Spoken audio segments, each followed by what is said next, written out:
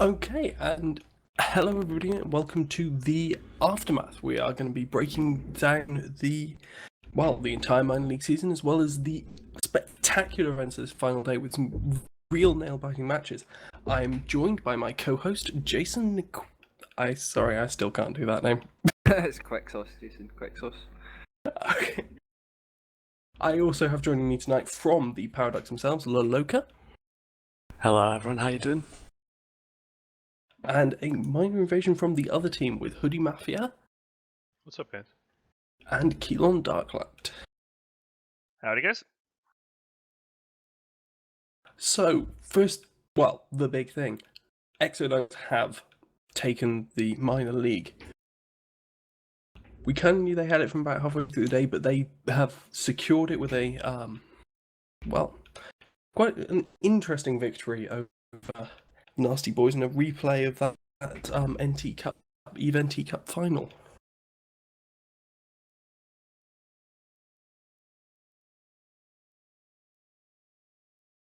Yeah, I was rooting for the Nasty Boys from the Sorry, start. no, the replay.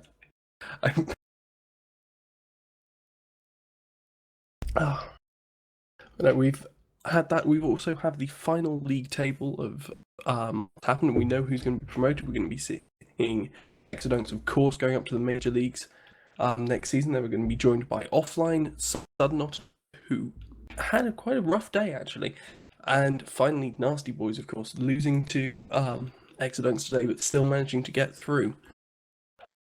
Unfortunately, we also have to lose half of our teams down to the minor league, not down to the minor league, down to the cup.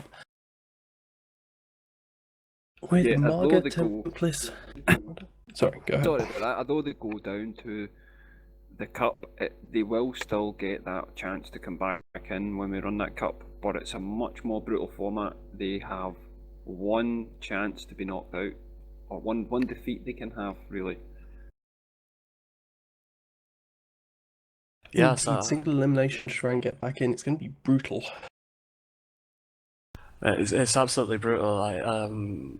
As a team who played in the last cup to get into the minor leagues that just went through now, it's you step into that and you know you're going up against some really hard pilots, and with it being single elimination format, it's going completely crazy. You only have one shot in every single match. If anybody makes a mistake or something like that, that could be it. You could be out the entire tournament.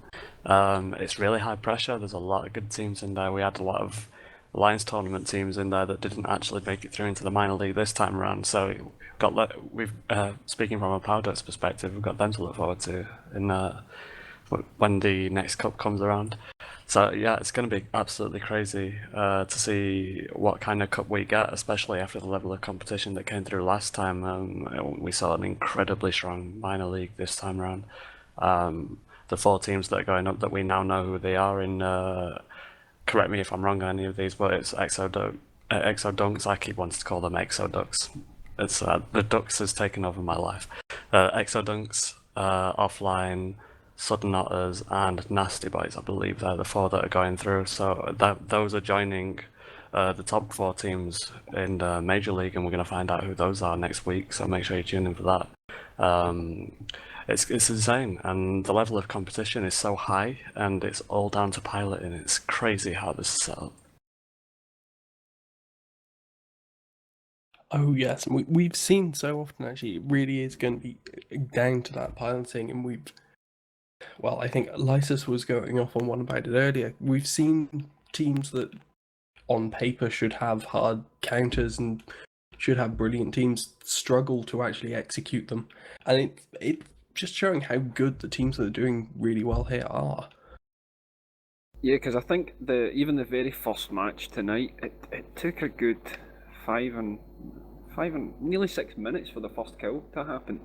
They were just so tactically duking it out. Every single match tonight meant everything to every team, except I think maybe Footwork. You know, they had already been relegated from the Major League last season, found themselves in the Cup, found themselves coming back through, and now they're going back to play Cup action.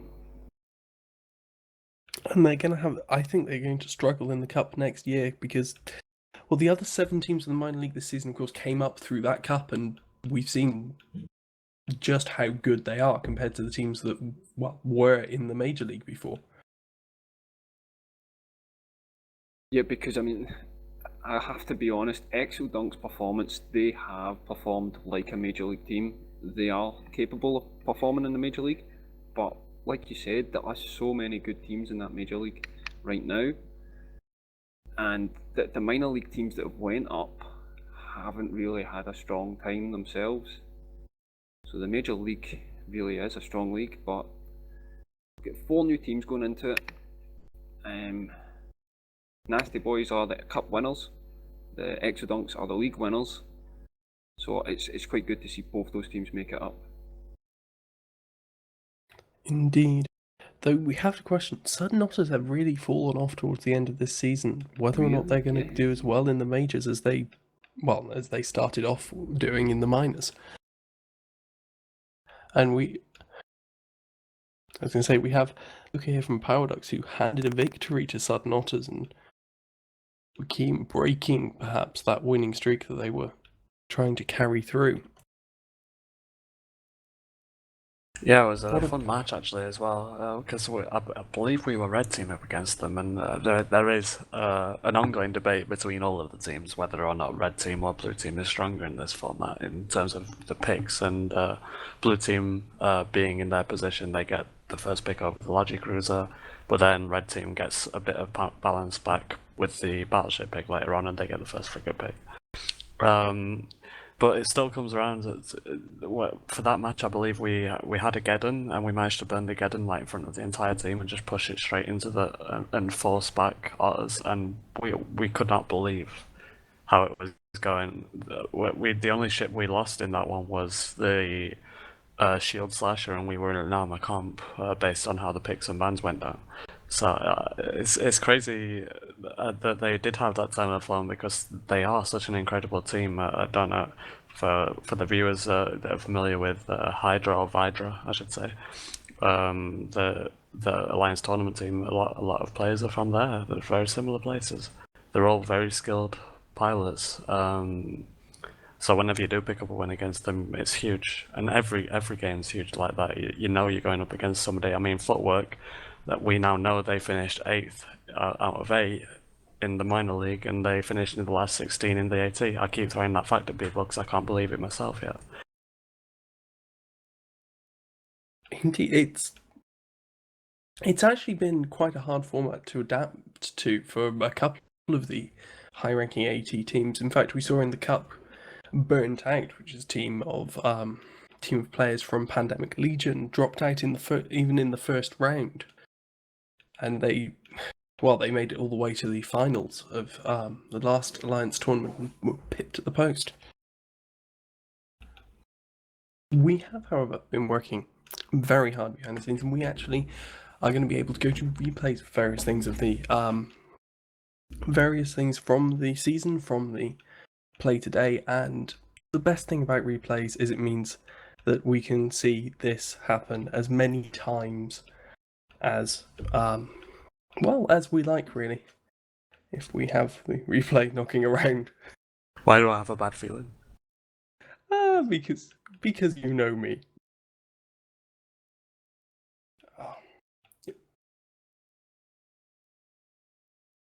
And I think rightfully so. You have have a bad feeling about that.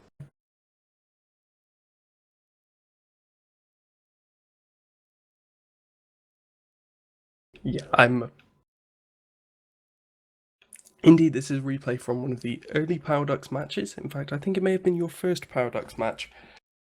And it's the moment that decided that entire match for you in one fell sweep.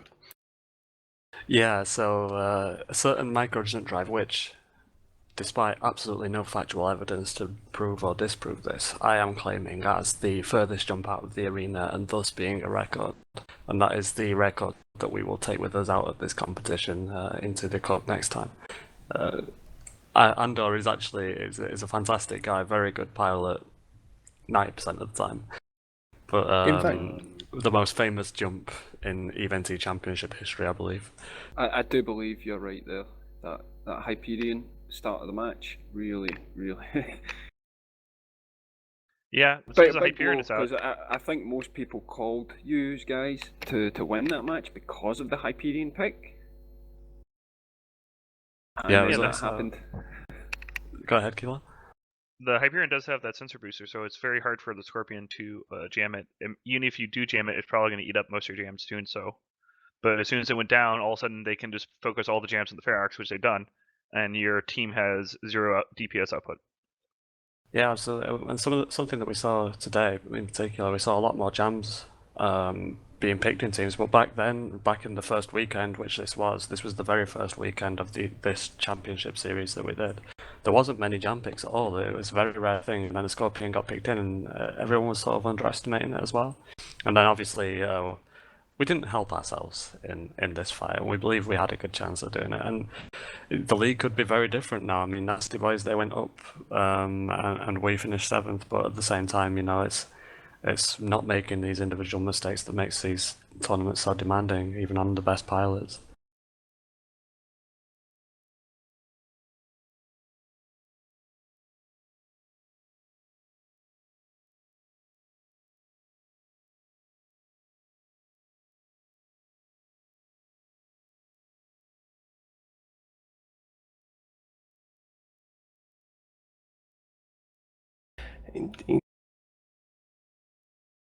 So, though I'll admit I feel a little bit guilty for going to that as the replay that we go for the Paradox. So, in fact, one of the biggest upsets of the season, at least we thought at the time, was Paradox knocked out Sudden Otters, which I think we should have a replay for shortly, because it was quite, as you were saying earlier, it was a brilliant match with from you using your Armageddon to really good effect in neuting out their shield composition.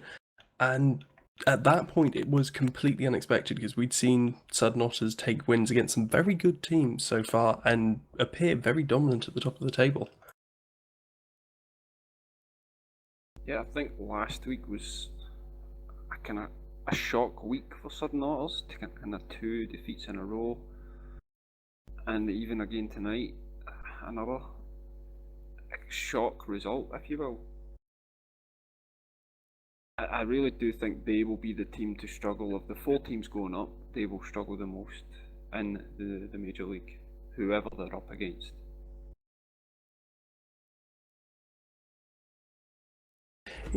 We've seen a lot of different compositions. We've seen a lot of different play from the Sudden Otters, but it's been hit and miss. We've seen them play Frigate Logi. We've seen them take dominating victories with it. We've seen them play Frigate Logi and I believe had dominating victories taken over them with it. They've shown a lot of piloting skill, but they've never been able to sort of solidly make it stick and make it work on that week to week way. Yeah, I think a major mistake Sudden Otters had here was they kind of assumed the Slasher would just die under pressure, and they then actually make sure they committed enough to it to make sure it died, and it just held the rock forever. Because if the rock had gotten free, then either the Algos or the Prophecy would have to go tackle it, and the Prophecy had to tackle it, then that's going to eat up pretty much all the Augur reps.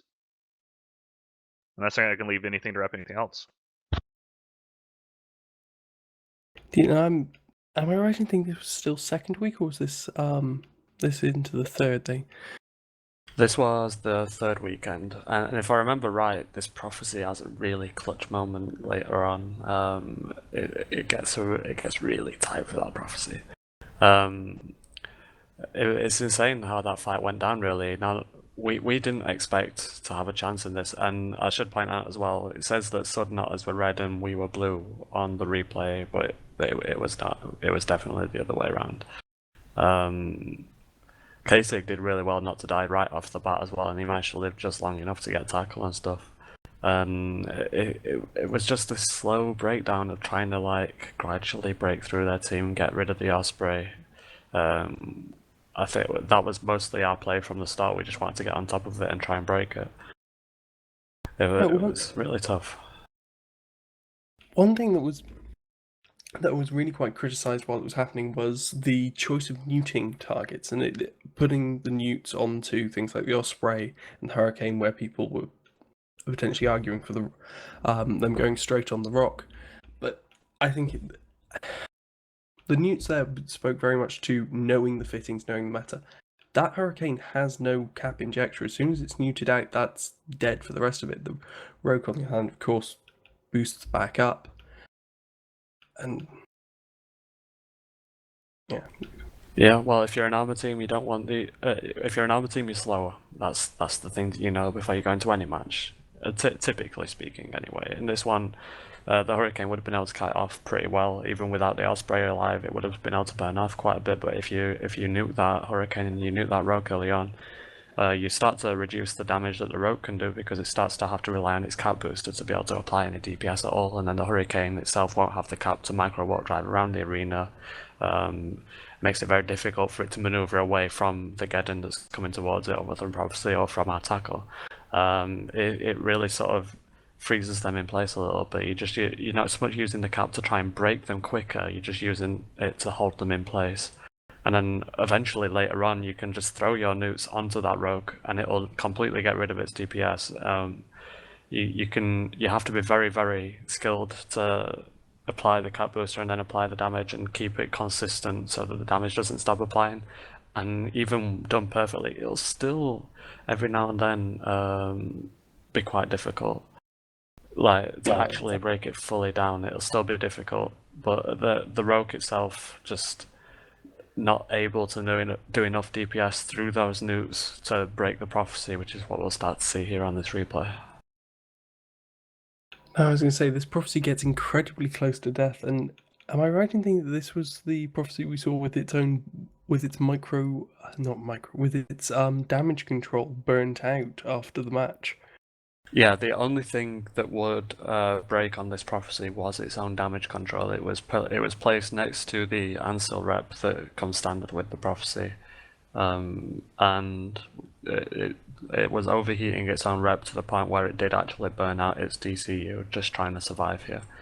I believe it happened after it was starting to pull away and it was just about tanking an armor. I don't think it would have tanked if it had happened any sooner, so a bit of really fortunate timing here, but it was an amazing screenshot. I'll see if I can dig it up for you.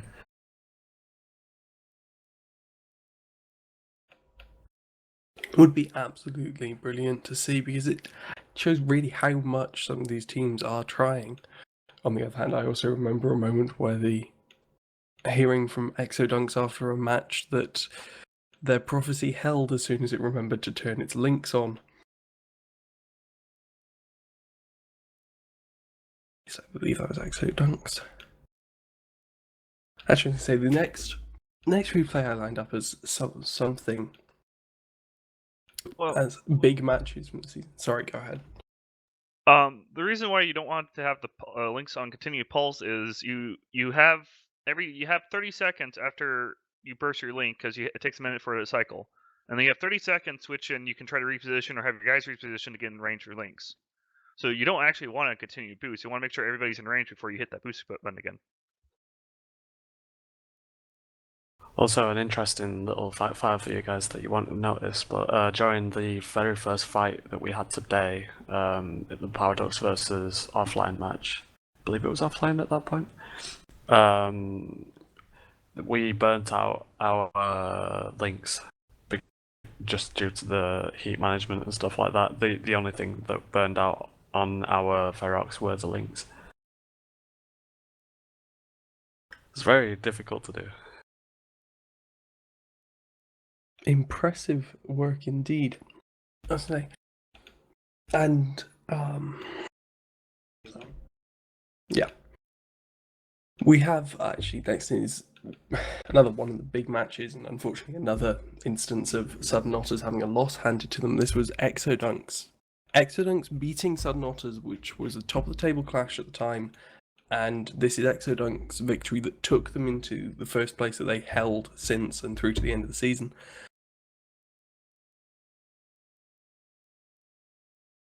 And I think this is another example of Sudden Otters trying to use the frigate logi and potentially not using it as well as they could have done, but still tremendous effect that they did get from it.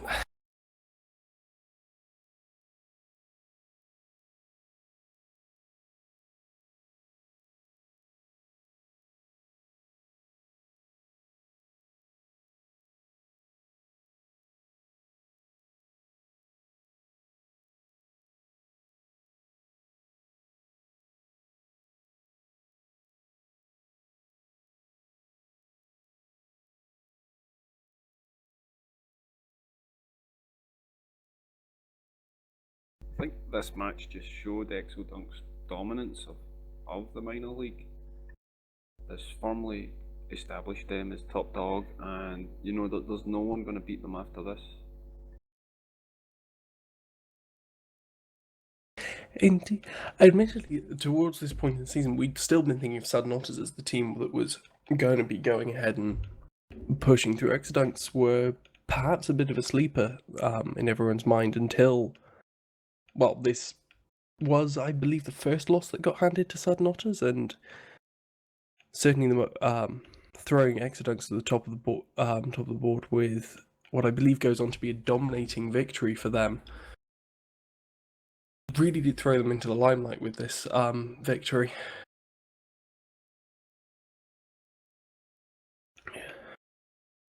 And Keys,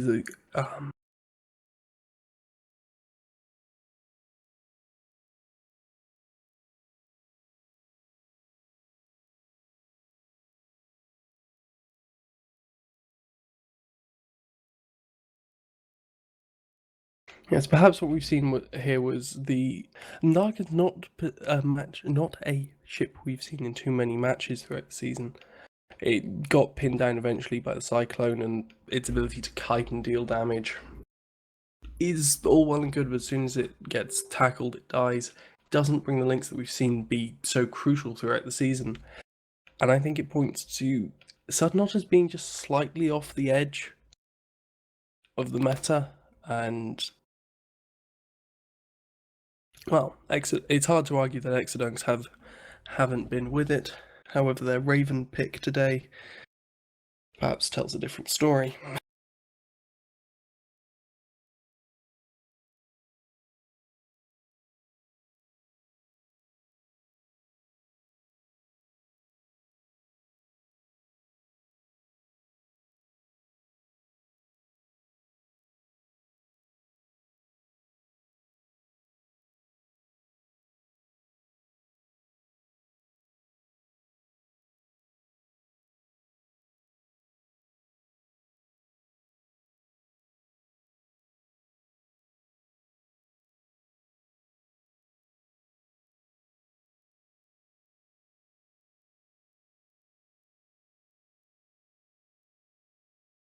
Yeah, actually, looking back over Sudden Otters, that was the start of Sudden Otters' horrible losing streak, if you will.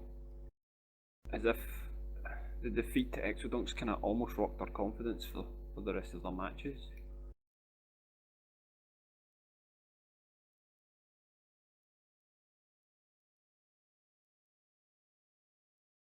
It was a shame to see them go that way, but someone had to take the top spot. Yeah, for sure. And Exodus going up into the Major League is going to be really, really, really intense. Yeah, because the match right after that actually was the Power Ducks match, where Power Ducks went 15-1, you know, to beat Sudden Otters. It was, yeah, a huge comeback for us. But at the same time, you know, it's consistency that really makes this league. Being able to win, anybody can beat anybody on occasion, depending on the picks, depending on the bands and how they've lined up. It's really tough for everybody involved to just sort of get that consistency down where and that is what is going to get you through any kind of league format and any tournament format. You can turn up to a tournament, you can beat the best team in round one and then lose to the second best team in round two, and you're out. It doesn't matter. You gotta be able to rack wins and rack them up consistently, and that's something you see the other team do a lot in the Major League. and it's something we saw Exodus doing this one. And you see Southern Otters, they are consistently probably one mechanically and in the way they pilot, probably one of the best teams in the entire championship, minor league and major league included. But they let it slip for just a couple of matches where they just lost a couple, and that's not necessarily a true reflection on how good they are as a team. It's just being able to pull it all together and keep doing that week in, week out, and just keep those wins coming is really difficult. Yeah, I mean, because obviously I'm not a pilot or even a captain in it, but I imagine the stress on captains, whether it's they mispick a ship or they come up against something that they weren't expecting. It must take its toll on you match after match. Or you see someone else use a ship and think, that's quite interesting. Absolutely. Actually, Jason, cause you've been keeping track of this, and you, of course, run the Arena website that keeps track of everybody's progress and the fixtures and everything like that. What team has impressed you the most out of any of the teams that have come into the minor league this season? Well,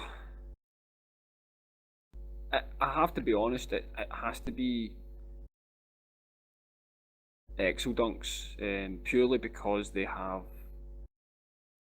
used a lot of the same pilots over and over, which, when I look over all the stats of each of the teams, it is the teams that are using the fewest of their roster, or even the teams with the smallest rosters, that are performing the best in this format. It's driven by the stats and the own roster. So if you've got 12 players, your team will do better than every other team that's got 15 players. I don't know how it's working out that way. But when speaking to the captains, and we've been doing these kind of 60-second interviews, I am intrigued, and I do ask most of them about how they use their roster.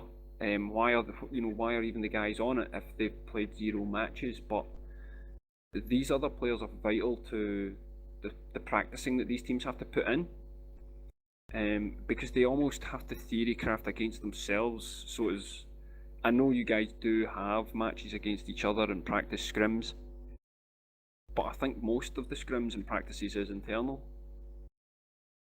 A lot of it is internal, but there's a lot of scrims against other teams do happen. Like every Friday evening or Saturday evening, particularly, there's a lot of teams that are going up against each other, just trying to make these things work and trying to get everything down. It's from my experience anyway, from Ducks, we every Friday, every Saturday, we're trying to have games down with somebody, and often, most of the minor league teams are practicing with people in the majors, and vice versa. It's the easiest way. You don't compete with your direct competition, if that makes sense. Right, so you guys actually practice up a league? I didn't even know that. Yeah, for sure. So Which in this tournament it is easy to do, because although it's 2 separate leagues, it's the exact same rule set for both leagues. yeah, it's so you got the majors and you got the minors, same rules, same amount of fixtures, just different teams. And one is the majors and one is the minors, and the majors do have the most prizes. And in theory, over time, we'll definitely have the best pilots and best teams in there. So if you're in a minor league and you're just coming up from the cup, you say, okay, who do I want to practice against? You want to practice against the major league teams. You want to find somebody in there, and the major league teams, they need to practice too. They need to get lots of games down to try and stay up there, because there is a lot of competition here. People do put a lot of time investment into it, so you have to aim to try and compete with the best people. And that was one that, as soon as we made it through the cup, we rubbed our hands together and said, okay, who wants to practice with us, because we need to get good at this. And we definitely, even though we did get knocked out in Power Ducks from the minor league this season, there was definitely a lot of progress in our ability as we went on through the tournament. We did the very first match, we made the micro jump mistake in sort of let that wash off us. We don't really judge that as a match. We're kind of like, okay, mistakes happen, we'll move on.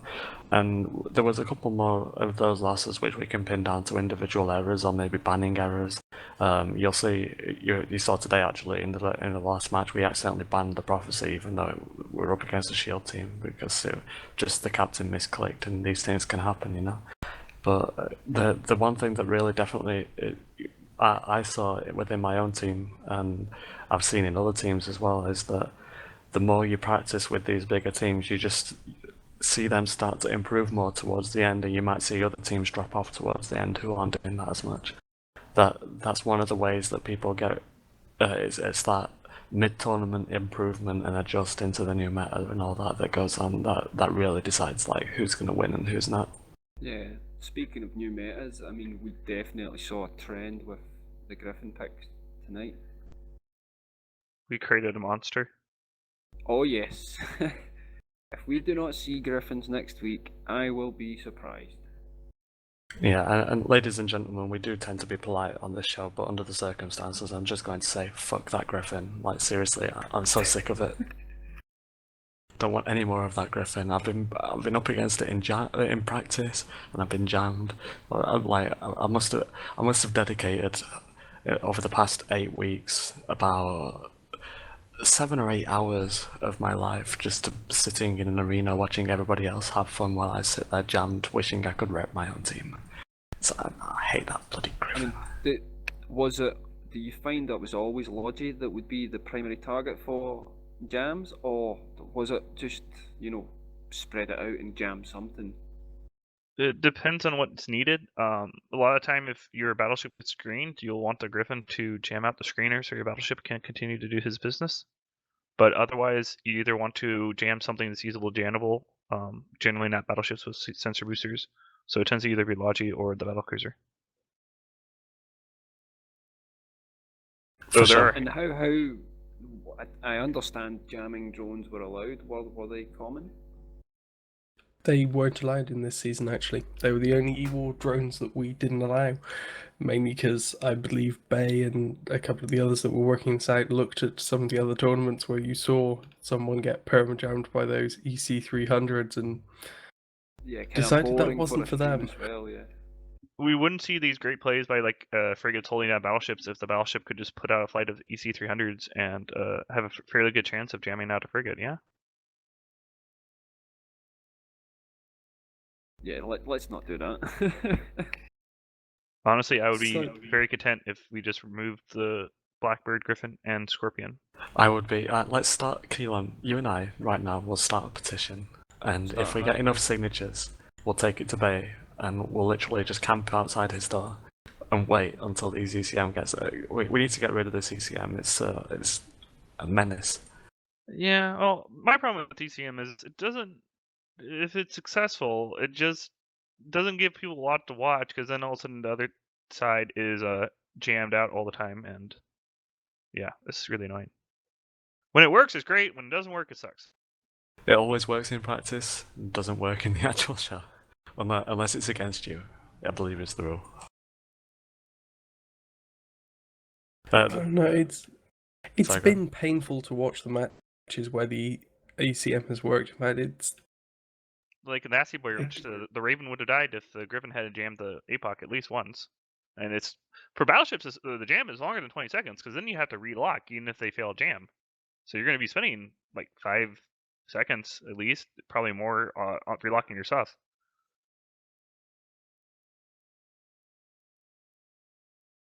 Do you think that's a lot of the reason we've seen this Griffin ban? Just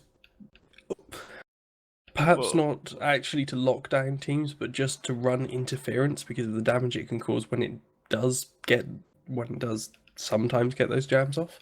Well, one good reason why teams, especially the red side, have been using it a lot because especially the other team can force them into a non-supported frigate pick, and they go Griffin. Even if you're an armored team, the Griffin can still run interference from long range and be effectively safe while still helping more than a say an Atron and a shield team or a slasher and an armor team usually does.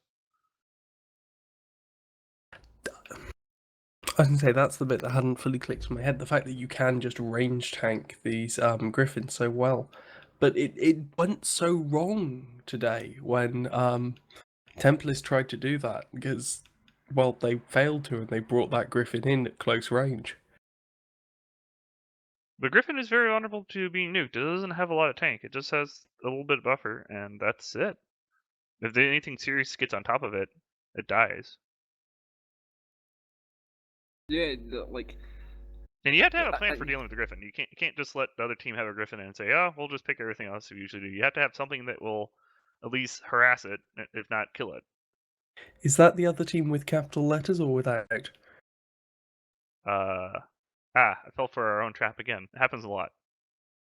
The other team. Yeah, it's. I'm so. I hate this Griffin though. Why do we have it? Okay, Well, let's you bring got a bring pick up the ban other phase things. as well, so.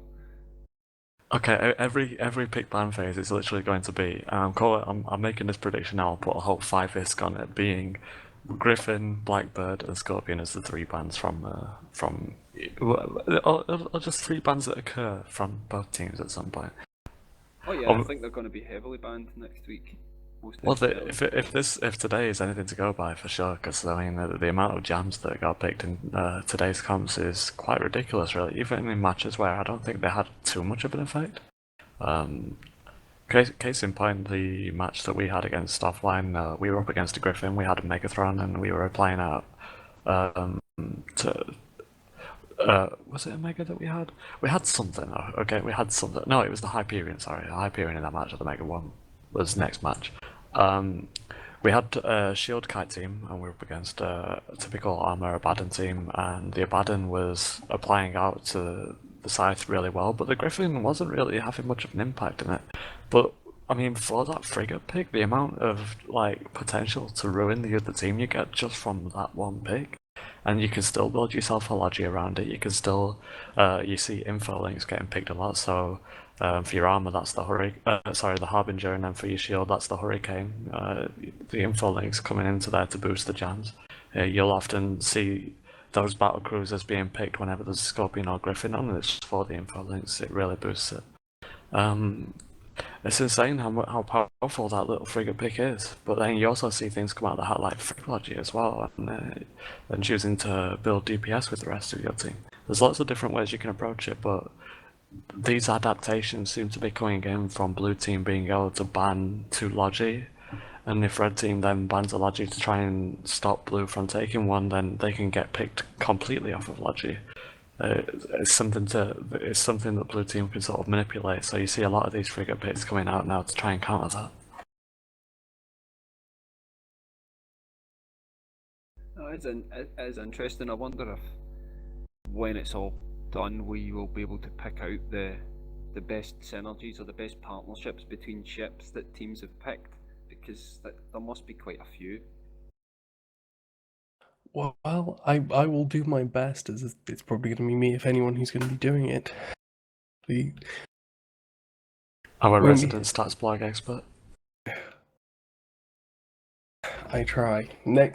Not next week, but after the major leagues, we will finally have complete information for the series. It's going to be very interesting trying to pick this apart, and expect some serious graph porn coming out at the end of that. Yeah, I'm looking forward to it. I've enjoyed all your write-ups. So Aleksi, can we will they try and leak it live on the show? For the upcoming Alliance tournament, will you be writing blogs for it? It's certainly the plan. It is Hey. 100% going to be the plan. Here first. There will probably be a couple of weeks coming up to the Alliance tournament of trying to build some very complicated spreadsheets ready to take in all the information, but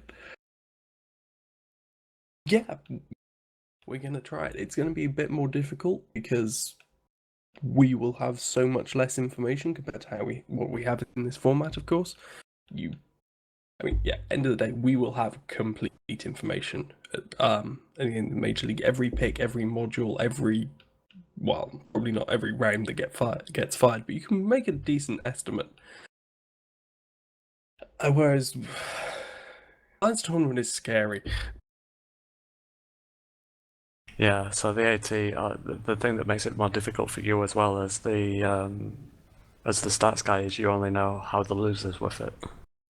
Typically, because of course in the AT you're allowed to customize your own fits and you bring in however, as long as it's within the boundaries they set, which I believe is T2 fit apart from your flagship, which can have any amount of ISK on it, which is why you start seeing these 20 billion Balgons going down. Yeah, you then have to try and work out how something was fit, and you have to watch it live. And the commentators, I remember them zooming in on the ship to see what kind of guns they have. It's a completely different matter. But that's also one of the things that I really enjoy about this tournament and the minor leagues as well, is that whenever we see a ship, we know how it's fitted. So there's no surprises. There's no pulling something out of the hat. Everybody's got the same meta to work with, and then we see who does best with it.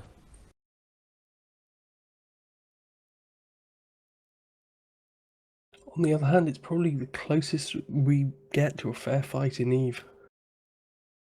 Well, one of the closest. In fact,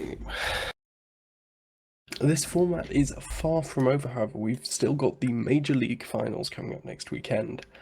And, well, there is a fair bit to play for around promotion relegation there, but we already know who's won that. Unfortunately, they have won that Major League at the moment, but as you said, it's the middle of the table that's the interesting part. Teams are fighting to stay in the Major League, which is obviously prize rich. It's a lot wealthier prizes for winning any position in the Major League over the minor league, except for the relegation positions. If you win the minor league, you will earn more skins than the worst teams in the Major League. So no one wants to get relegated, really. So there's quite a lot of action going to be happening next week. Especially with such a hard cut-off between 4th and 5th place, you got to be the top of the table in these leagues, or you're going to be suffering. We got chalked up 3 matches to watch next week, crucial to that, which is, and I'd love to hear from you guys of what you think is going to be going on with them. We've got Volta versus Charlatans, which is going to be very tight for position in that, around that 4th, 5th place boundary. Well, it's the Charlatans last week, they came off 2 losses, and I wonder if they've either, they're going to bounce back, which I can't see happening. I do think they potentially will lose that match and free up the slot for the other teams, really. Indeed, with Charlton They sitting do have in 2 matches though, saying that. Indeed, but Charlton sit at the bottom of that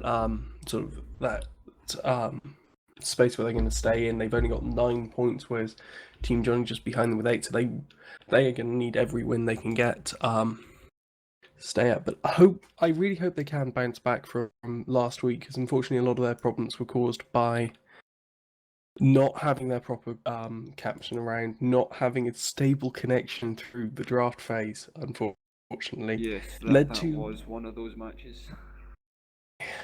led to the most unique draft, because a lot of it was auto-filled.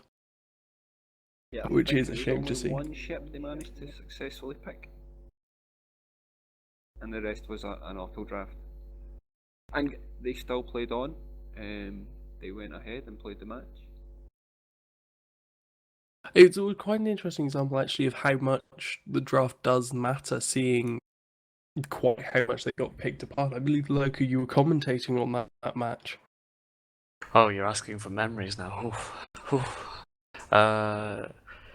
Trying to remember the matches that I was commentating on is a bit difficult after this weekend, I think. It had the Crucifier and the Rupture in it, and the Crucifier I remember sitting down and talking to. How could I forget? I apologise for you. Jesus Christ, the Rupture was picked in the tournament. I couldn't believe my eyes. Yeah, I believe it was like I forget the frigate, but there was a Catalyst, there was a Rupture, and the entire team was just... And I don't know what they did. To this moment, I still don't know what they did in the match. I've watched it back. I've stared at my screen. I've watched that Rupture pilot fly around, and as far as I can tell, he walked on grid and he shot things, but besides from that, I don't know. I don't know what the plan was or what the meta was or. And it was exactly that. They were not properly around for drafts, unfortunately, and got a lot of autofill. They were off the remake, but they were brilliant sportsmen. They went with it and unfortunately took home a loss because of it. The frigate was the Crucifier, which I sat down at one point and said was a frigate that would never be picked, and now had to eat my words. They did that just for you, Aleksi. They did. Someone heard me and someone decided to spite me. Someone Actually, picked I the think Rupture. I'm not sure who the joke's on, really. You see, the Rupture I see is far more valid. The Crucifier unfortunately suffers from the fact it has to be a frigate pick, and it's missile guidance disruptors in a frigate pick, so your opponents can just draft guns and laugh. My question is, when they draft guns most of the time, I mean, Typhoon is usually the only missile boat people field besides Drake and the Cyclone. I mean, there's like 3, and they're all shield, but you still have Tempest and Rock for shield, so it's or in Dominex. I mean, it's not hard to avoid Crucifier. I know it's such a it's a terrible pick. Don't pick the Crucifier in the Angel. Because you want to show. No. Well, this is why I don't think anything we say can affect the future meta of the finals. I think it is already decided. I don't know. I swear my blog has had an effect on picks and bans. Yeah, mate, I do, because you've actually went into so much detail. The graphs are really nice. It says so much about what's actually working. Because even me not playing, I can see what's a successful solution or what should work according to the stats. But it's always roll the dice and see what you get with this. You don't know what your opponent's going to ban before you go into the match, but you know what the ships are fit like. So, what do you guys think? Who's going to be the top 4 teams in this major league next week? I want to see. The top 2 teams have only got 1 match left to play each, right? But the other team have clearly won the league. Every other team has got 2 games to play and the positions to play for. Phalanx are unfortunately going to drop. But of the other 7 teams, or 6 teams, who's your top 3? I really want to see Johnny and Charlatans do well, just because they're the teams that we practice against. So I'd really love to see them up there. It'd be great for but Team Johnny, I believe, finished 3rd last season as well. So they're definitely, I know for sure they're good. Charlatans above that, but then out of Clever Girls and Volta, who do you see drop out of those 2? It's difficult to pick. The one at most risk is Clever Girls, just because everyone else has 2 matches to play. They only have 1 left, so they can pick up 4 points. 4 points if they get a domination, 3 victory, but they can't finish on 115 points. Volta, even Charlatans actually can match that at this point. If Clever Girls don't win their match, they very much stand to be overtaken by anyone down to Team Johnny. Yeah. Just purely because of the points they can earn. Yeah. Even probably Shots and Team Pretty theoretically could catch up and pass a couple of girls with 2 victories. Yeah, it just depends on how the Charlatans and Team Johnny do with their results. Yeah, man, it's like every position is to play for next week. Aside from 8th, I think we've assigned 8th. No offense to Phalanx, but we will look forward to seeing how you do in the minor league next season. And of course, the other team who, even with a couple of domination victories, cannot be caught. That's impressive. At this point, I'll admit, other team versus Phalanx, I'm interested in watching just because I want to make sure other team seal this out without a loss. Yeah, it's any other team that we're playing the other team in the final week. Any other team except for Phalanx, it would be the most important match, because the other team are effectively going to knock them out, but Phalanx are already out. It's a bit of a moot point, that match. Yeah, last season we had the Team Johnny versus our team, and it was for first place, and the loser got to go third. Yeah, you know that's a tight match, but it is. I think they'll get the 7 victories, man. They have to. We plan to. We're definitely not going to hand Phalanx a victory because we feel sorry. If they win, they're gonna I earn don't it. think you're gonna just go crazy and pick the first thing that your mouse pointer's on in the pick band, but Phalanx for a dominating victory. You heard it here first. Yeah, I will and you point out heard it you here only last. heard that from Laloka. The rest of us have not said any such thing. Well, do you mean domination victory over them? Yeah, well, the thing is, Phalanx will know what you're gonna fly because I mysteriously managed to log on while you guys were practicing. Was it yesterday? I believe it Oh, was yeah, yesterday. I remember. When we were practicing against Team Johnny. That was amazing. I completely forgot. So, little story for you guys. A lot of practicing goes down on Thunderdome, and we were gonna do an internal one yesterday, but we didn't quite pull the numbers for it. So we were like, okay, we'll try and find somebody to scrim with. And I thought, okay, I'll log on to Thunderdome. What I didn't realize is that I'd logged off directly above the arena where we'd been practicing against Team Johnny on Friday. So I log in and see the other team and Team Johnny both landing on grid with their respective comps, and this mysterious Execra just appeared out of the sky. And in the panic, I thought, shit, they're having a match. They might get confused which Execra's which or something. I'll cloak. So everybody who was on grid just saw this Execra come down from the sky and then cloak itself as they were forming up and doing their super secret practicing. And I was just like quietly like, I'll just leave here. Goodbye, guys. So yeah, so after intel has been leaked, of course, Phalanx are going to pull out the domination victory. I've decided. If they do now, this will be one hell of a story. Oh man, we've totally figured out what we banned and how it affected our picks. You're so great. Well, I did that by looking through your Google Sheets, but aside from it. Ah, top tier spy. you betrayed Hoodie's trust. I'll have to tell him about this. Well, whatever happens in that match, I think we're going to have an absolutely packed weekend of matches going ahead next Sunday. We've some very tight placement in that league to settle out. Before we go, with any other specific matches people are looking forward to, or well, I'm sure the other team are looking forward to playing their match, but any I'm we've looking got forward to on? seeing if Johnny can get into the top 4 or not, because if they drop out, it'll just be us and Volta from the original season. Well, we've actually got them playing up against Volta, which will be one of the deciders as whether or not they can get into that top 4. So you may have to pick between which ones you want to keep in the major league. Nah, Volta's fine. They just need 1 win, and they have 2 matches. So Team Johnny can get 2 wins, and Volta gets 1 win. They both stay in the major leagues, assuming Charltons don't win any.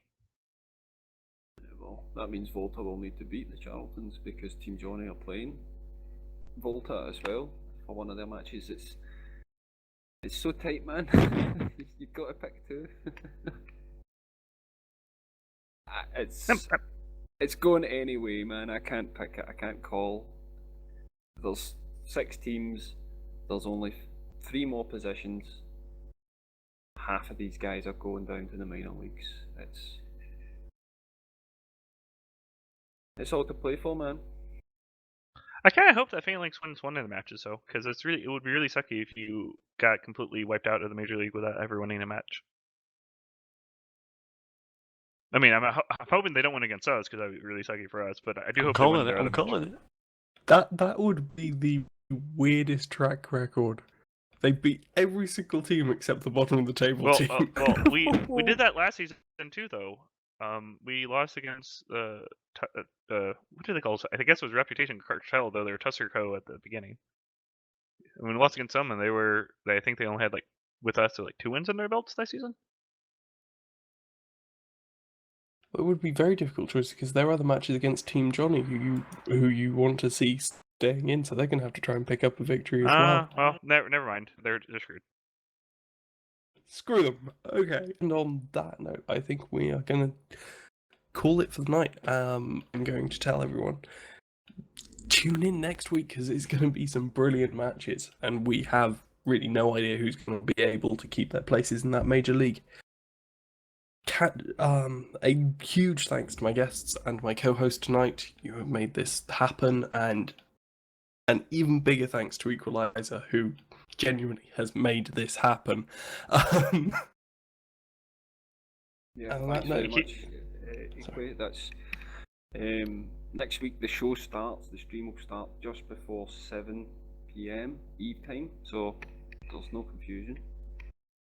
And if I'm not incorrect, we have CCP, Aquarian, and Electronicus doing the hosting, right? Larrikin, yeah.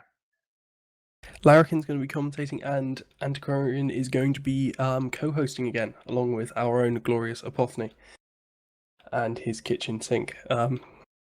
Actually, I don't think that is going to be hosting this week. But keep up with all the news and everything that's going on with the eventee. Subscribe, follow us on Twitch, follow us on Twitter, and you'll keep up with everything that's going on with the tournament and will be going on next weekend. And come back and join us then. It's going to be good. See you guys next week.